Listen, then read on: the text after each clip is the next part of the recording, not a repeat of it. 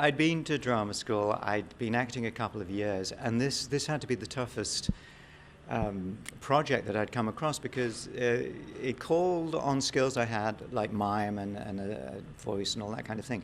But I couldn't, it took me 6 months as we were making the costume to really get a grip on it. And it wasn't even ready then. It was the first day of filming out in the desert. The 3PO really came together with his environment, the costume, other people. You know, George created a world that was completely believable, and 3PO landed in that world and, you know, is talking to real actors who are characters who are talking to him as though he really is a believable entity. You know, one of the reasons the audience believe in 3PO is that Luke Skywalker totally treats him as a normal thing. He is a thing, but you forget. And so without Mark Hamill talking to me sincerely, or Harrison Ford or whatever, he would have been diminished a little. That we have sort of interspersed. Yeah. And R2 is in this one too, right? As well. The new movie? Yeah. I think.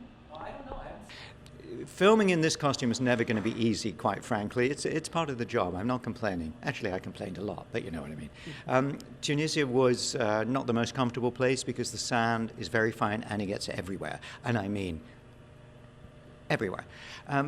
Sometimes I was hot, sometimes I was really cold. You know, the crew, you can see the pictures, are dressed up in goggles and parkas.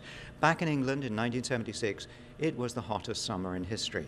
I leave it to your imagination what I looked like at the end of the day filming in this suit. Oh. I say close the borders to Australia, but nobody else.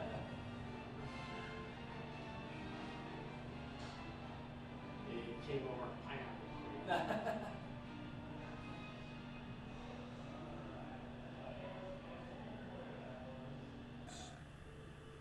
I have been amazed at the growth of fandom of Star Wars. And, you know, some people use the word fandom as a slightly pejorative. It's not. It's people who genuinely like and are fond of the elements that make up this saga.